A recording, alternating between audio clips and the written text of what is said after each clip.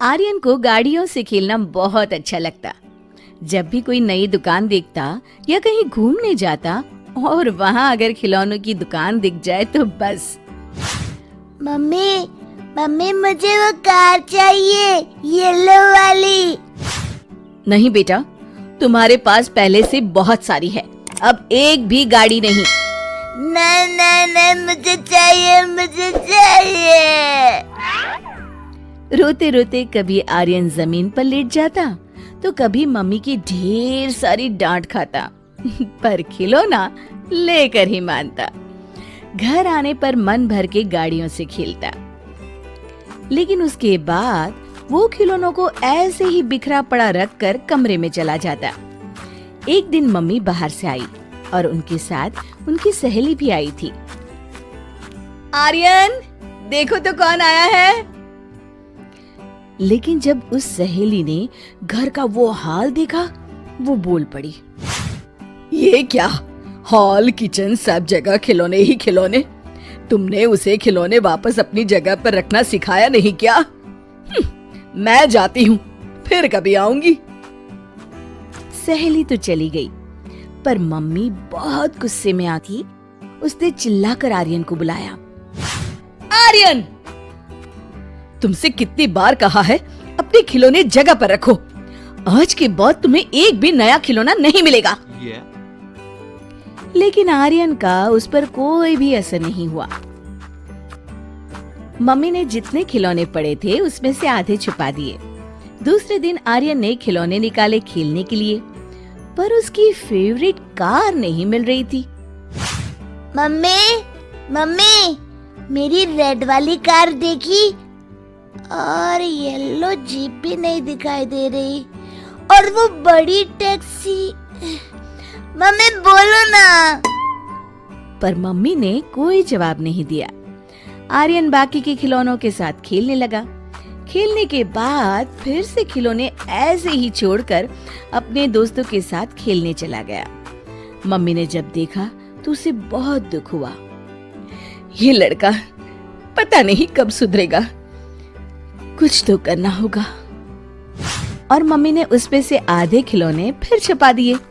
कुछ दिन के बाद, मम्मी मेरे बहुत से खिलौने नहीं मिल रहे, सच बताओ ना कहाँ है, वरना मुझे नया ला दो।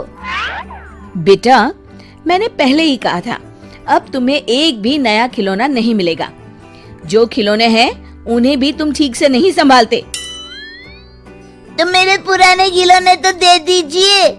तुम्हें कहाँ वो खिलौने चाहिए? इसीलिए तो जो खिलौने तुम इधर उधर फेंक कर चले गए थे उससे मैंने गरीबों में बांट दिए। क्या मेरे खिलौने गरीबों में बांट दिए? मैं आपसे कभी बात नहीं करूँगा, आप अच्छी मम्मा नहीं हो, मुझे मेरे खिलौने चाहिए।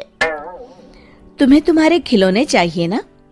मैं तुम्हें वहां ले चलती हूँ जिन्हें मैंने खिलौने दिए हैं, चलो। उनके घर के पीछे कुछ गरीब लोग झोपड़ी बनाकर रहते थे।